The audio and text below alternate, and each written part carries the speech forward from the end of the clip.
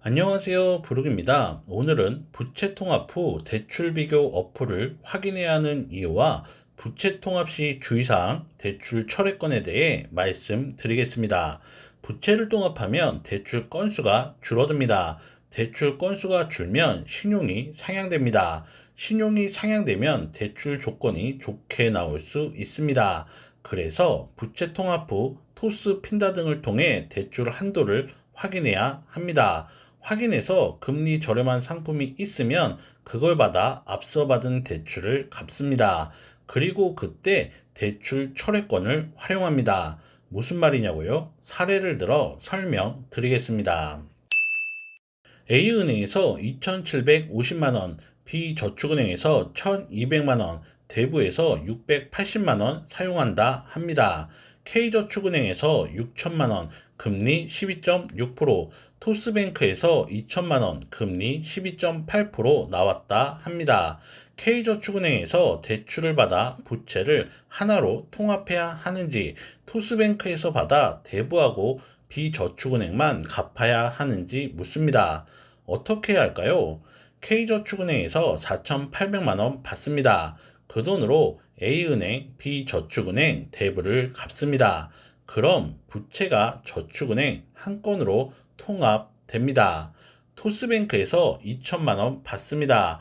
그 돈으로 대부하고 저축은행만 갚습니다. 그럼 A은행 2,750만원과 토스뱅크 2천만원만 남습니다. 그럼 여기서 질문 하나 드리겠습니다.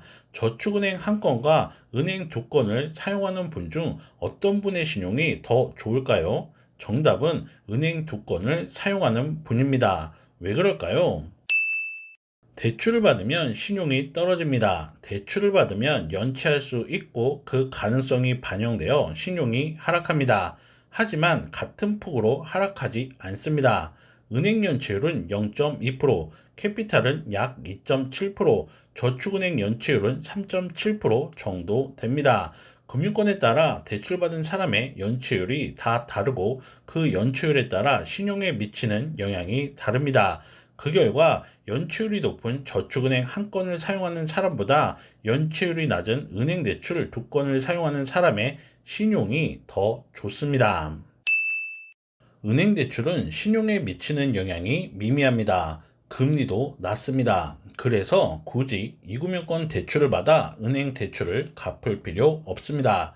토스뱅크에서 2천만원 받아 대부 680만원, 저축은행 1,200만원을 갚으라고 했습니다.